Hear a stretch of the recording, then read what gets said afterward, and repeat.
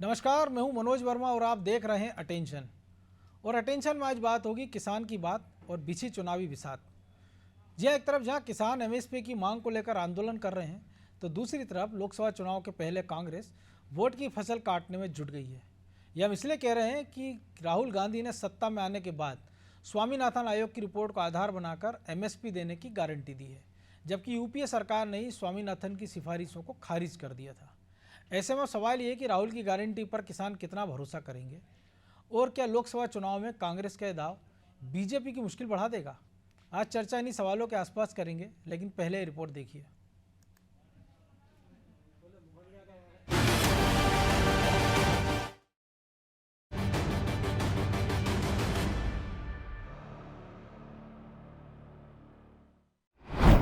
चुनावी बिसात पर फिर किसानों पर तेज होगा घमासान।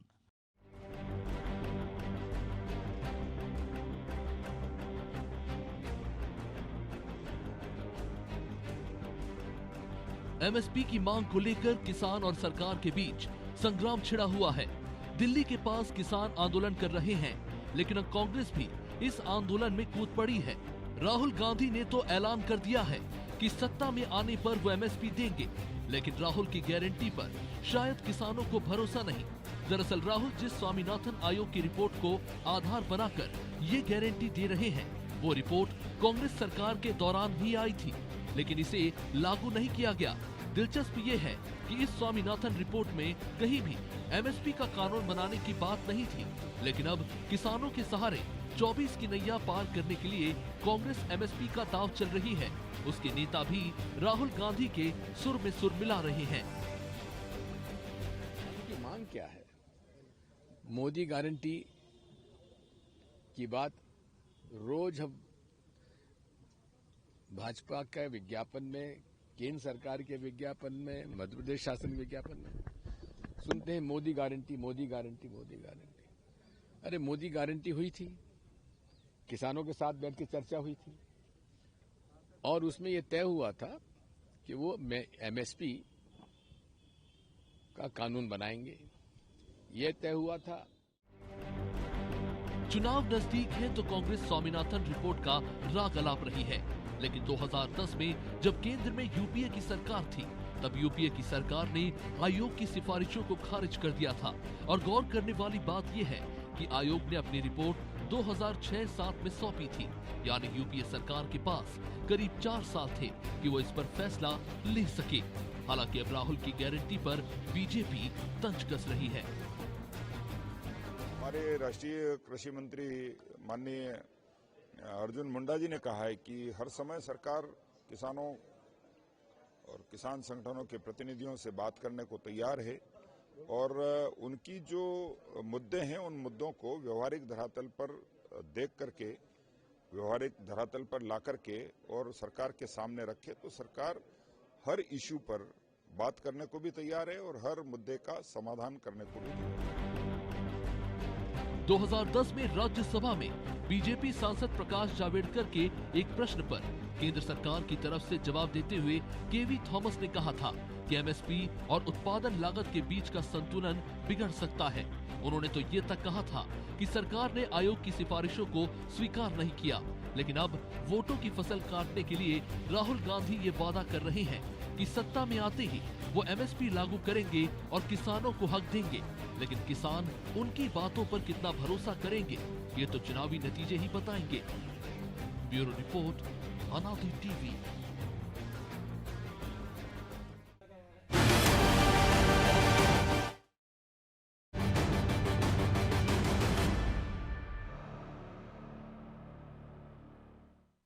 तो इसी मुद्दे पर चर्चा करने के लिए हमारे साथ जुड़ गए हैं वरिष्ठ पत्रकार चैतन्य भट्ट और हमारे सहयोगी ब्रजेश चौक से।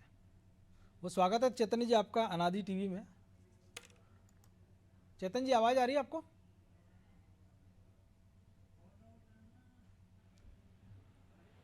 चैतन्य जी, आवाज आ रही है आपको?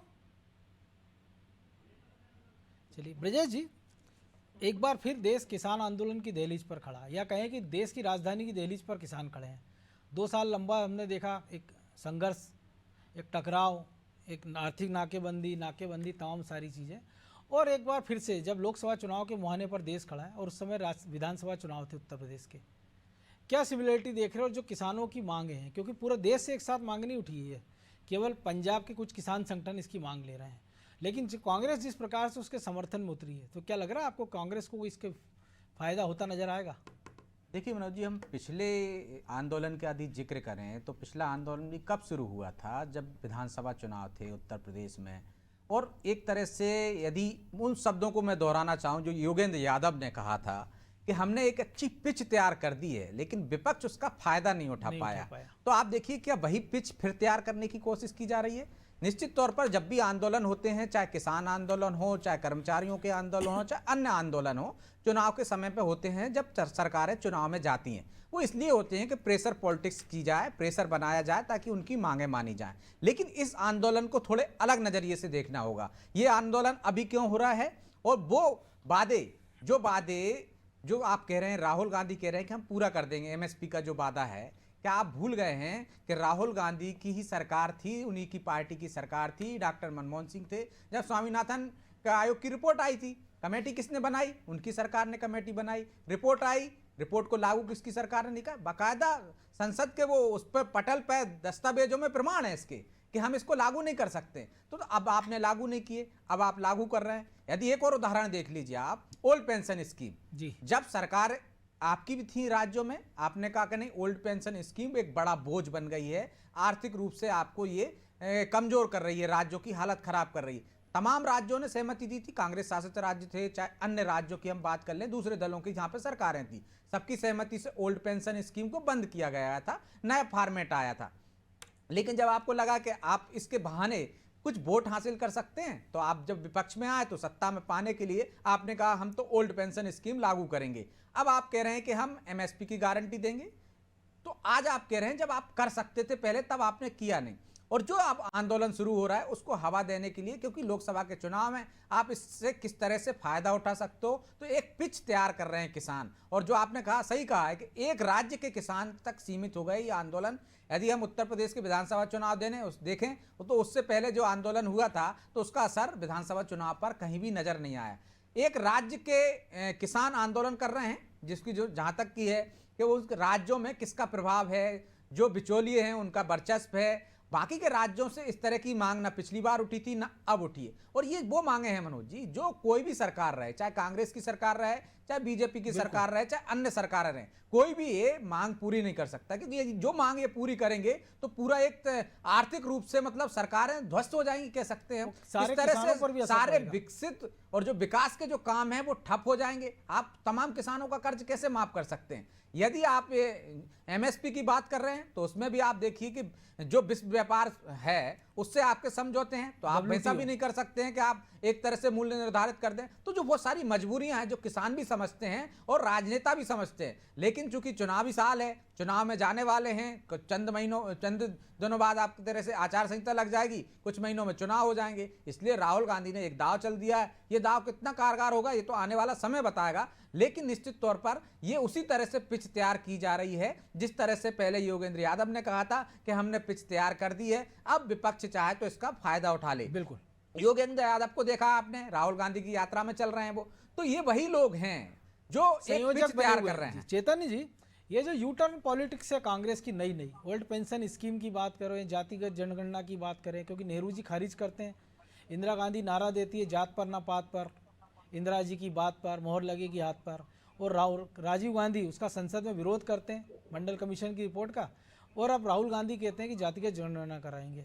एमएसपी स्वामीनाथन कमेटी की रिपोर्ट को खारिज कर देती कांग्रेस सरकार सिरे से, अब वो कह रहे हैं कि हम ये इसका कानून बनाएंगे। तो ये जो यू टर्न की पॉलिटिक्स है कांग्रेस की, क्या आपको लग रहा है लॉन्ग टर्म कोई फायदा देगी कांग्रेस को?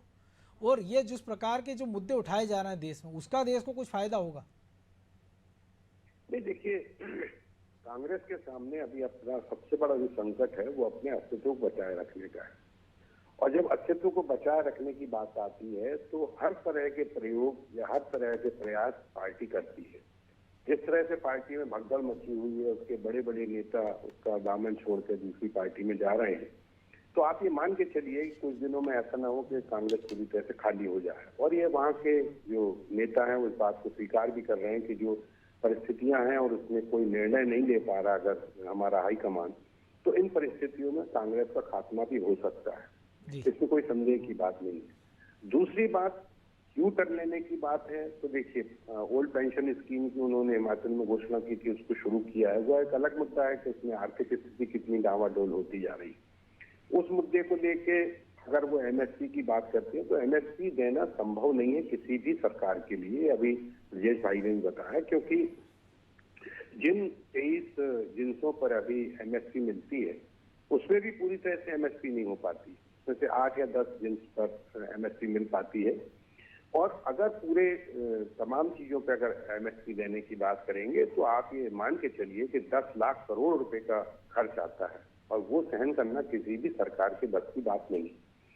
तो इस बात को लेके ये बात जरूर है कि जिस तरह का किसानों के साथ व्यवहार किया जा रहा है सरकारों द्वारा, वो भी निंदनीय है। आप उनके रास्ते में कांटे बिछा रहे हैं, बैठ के बात क्यों नहीं होती? ठीक है, अगर 2 बार की बैठक हो चुकी, उसमें कोई निर्णय नहीं हुआ, और अगर किसान चाहते हैं कि प्रधानमंत्री या गृह मंत्री स्तर का व्यक्ति हमसे बातचीत करे तो उसमें बुराई क्या है? किसान भी अपने पूरी सरकारें, तमाम सरकारें, केंद्र सरकार हो चाहे राज्य सरकारें हों, किसानों के बड़े हमदर्द बनने की बात करते हैं, और ये उनको तरह तरह के प्रलोभन भी देने की बात करती है। लेकिन जब उनसे बात करने की स्थिति आती है, कहीं उन पे रबड़ गोली फेंकी जा रही, कहीं उन पे आंसू गैस फेंके जा रहे हैं, तो ये एक तरीका ठीक नहीं है। आप दमन अगर करना चाहोगे तो कोई भी संगठन हो, जो अब हजारों लाखों किसान हैं वहां, तो शंभू बॉर्डर पर रुके हुए हैं, और वो बिल्कुल ये तय कर चुके हैं कि जब तक हमारी मांगे नहीं होंगी तब तक हम कुछ नहीं करेंगे। और इसका एक देखिए, इसका एक दूसरा भी जो दुष्परिणाम देखने मिल रहा है वो है आम लोगों को। आम लोग वहाँ पे कि मेट्रो वहाँ पे नहीं चल पा रही है, इंटरनेट बंद है, बच्चों की परीक्षाएं आने वाली हैं, जो बच्चे इंटरनेट के माध्यम से पढ़ाई करते हैं उनकी पढ़ाई कैसे होगी? मरीजों को जाने की स्थिति नहीं है, अस्पताल नहीं पहुंच पा रहे हैं लोग, दफ्तर नहीं पहुंच पा रहे हैं, अगर कोई इमरजेंसी में जा रहा है तो वो नहीं पहुंचता। तो ये भी सरकारों को देखना चाहिए कि भाई इस कारण से दूसरे लोग परेशान ना हो। आप उनको कोई एक जगह दे देते, बैठा देते कि भाई ठीक है आप यहाँ पर अपना आंदोलन करिए। अब लेकिन उसके लिए तैयार नहीं पिछली बार भी तो देखा था हमने किस तरह से जगह दी और कहाँ पहुंच गए वो लोग। नहीं, जो लाल किले में हुआ था ट्रैक्टर रैली के आड़ में। जी, आपकी लेकिन आवाज। ये है कि अगर कोई बीच का रास्ता निकलता है तो उसमें हो सकता है कि जो संगठन है, देखिए अभी तो भारतीय किसान यूनियन है जो आरएसएस से संबंधित है, वो भी शायद बीच में आने वाली है कि अगर आप सरकार हमारी बात नहीं मानेगी तो हम उसमें आंदोलन में साथ देंगे। तो ये और भी जो किसान जो वो है संगठन है वो भी इसमें शामिल होने वाले हैं। देखिए ये बात सही है कि लोकसभा का चुनाव है, निश्चित तौर से किसान ये चाहेंगे कि अभी हम प्रेशर बना दें और लोकसभा के चुनाव को दृष्टिगत रखते हुए सरकार हमारी बात मान ले, लेकिन उसमें बहुत सी व्यवहारिक कठिनाइयां हैं, और उन व्यवहारिक कठिनाइयों को किसानों के सामने व्यापक रूप से आपको रखना होगा। सरकार को ऐसे नुमाइंदे भेजने होंगे जो कृषि के बारे में समझ रखते हो। कृषि मंत्री बन जाना एक अलग बात है, और कृषि की समझ किसको है, उससे क्या क्या नुकसान हो सकते हैं, उससे क्या क्या फायदे हो सकते हैं, ये बहुत लंबी चर्चा होना चाहिए किसान संगठनों को। और उनके भी इस तरह के लोग आना चाहिए जो वास्तव में हड़ताल से अलग अपनी सोच रखते होंगे, तब जाके कहीं इस मामले का हल निकलेगा। क्योंकि ये तो पहले भी चला है आंदोलन, तो 600-700 किसानों की मौत भी हो गई है, उसके बाद अंत में जो किसान कानून थे वो वापस लिए गए।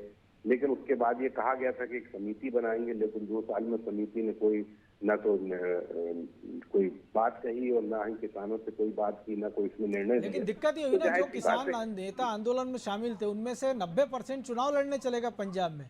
उन्होंने दर्शन सिंह चढ़ूनी से लेकर ज्यादातर ने चुनाव लड़ा, वो फिर अब चुनाव की बेला में फिर आ गए मैदान में। वो संयुक्त मोर्चा जो था वो पूरी तरह से पॉलिटिकल था, लेकिन इनका ये कहना है कि हमारा जो ये संयुक्त मोर्चा जो इस बार आंदोलन कर रहा है वो बिल्कुल गैर राजनीतिक है, उसमें किसी भी पॉलिटिकल पार्टी का ना तो हम सपोर्ट कर रहे हैं ना विरोध कर रहे हैं।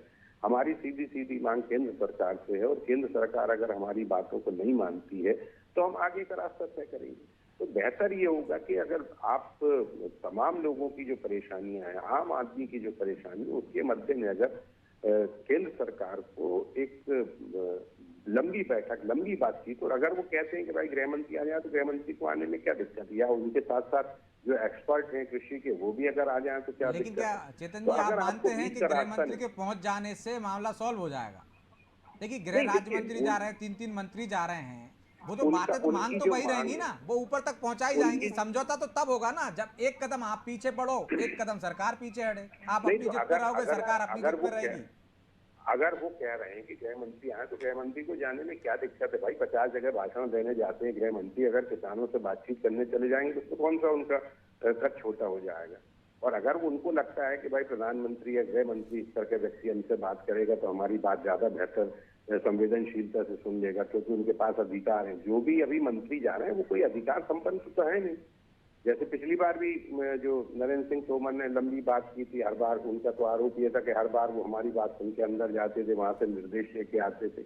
तो वो भी चाहते हैं कि अधिकार संपन्न व्यक्ति जो है वो हमारे से बात करे, तो हो सकता है कि कोई मामला सलट सकता है। मेरा सोचना ये है कि अगर सरकार और किसान संगठन के लोग संवेदनशीलता के साथ इस मसले को हल करेंगे तो कोई बहुत बड़ी चीज नहीं है कि ये मसला हल हो सकता है। बिल्कुल।